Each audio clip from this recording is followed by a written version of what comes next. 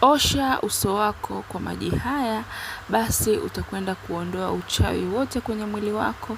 Kama kuna watu wamekuloga au wanakufanyia vitu vibaya, basi utakwenda kuwakomesha na hawatakuchezea tena kama ukifanya hii dawa nitakayokuelekeza leo.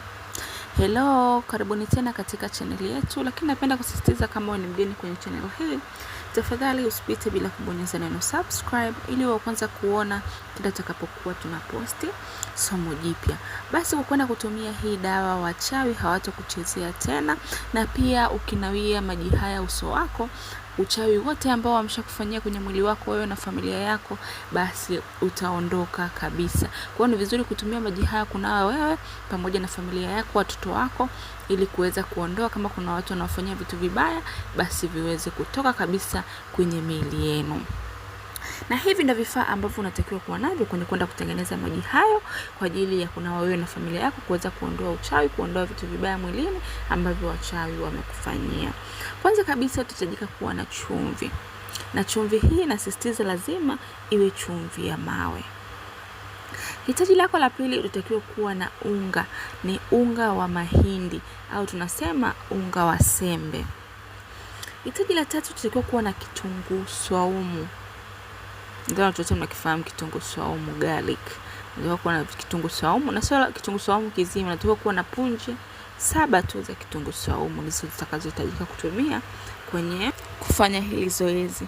Pia utahitajika kuwa na limao moja tu linatosha. Na hitaji la ambalo ni kubwa kabisa, ambalo ndo la muhimu, ambalo inabidi uhakikishe umelipata, utahitajika kuwa na maji. Na maji haya yanatakiwa maji ya kisima. Nadhani watu wote mnafahamu visima. Yanatakiwa maji ya kisima, lakini kama ukikosa kabisa maji ya kisima, unaweza ukatumia maji ya mvua.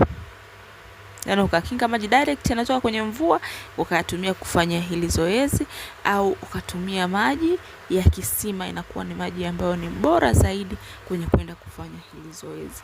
Kwa hiyo utachukua ile maji yako ya kisima, utaweka kwenye ndoo yako au chombo chako chochote kikubwa, au maji yako ya mvua.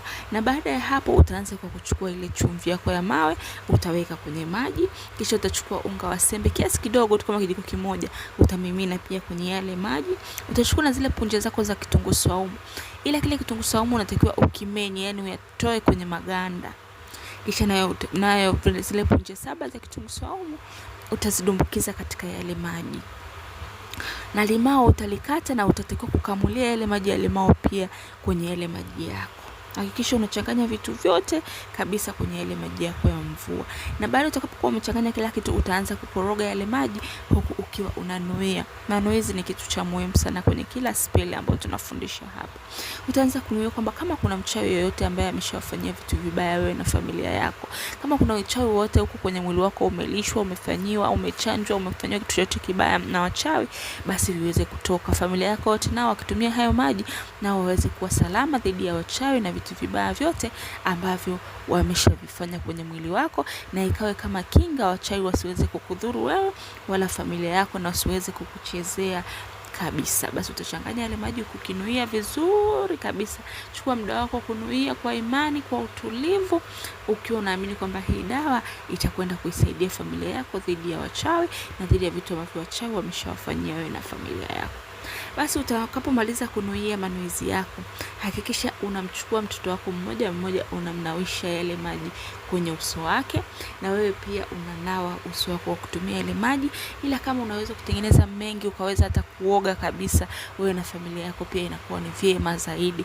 Na kama unaona kunawa tu inatosha, pia ni sawa. Lakini kama unaweza kutengeneza maji mengi, ukapata maji mengi ya kisima au ya mvua, ukaweza kuchanganya na hiyo dawa nilokuelekeza hapo, ukaoga wewe na familia yako, basi itakuwa ni bora zaidi.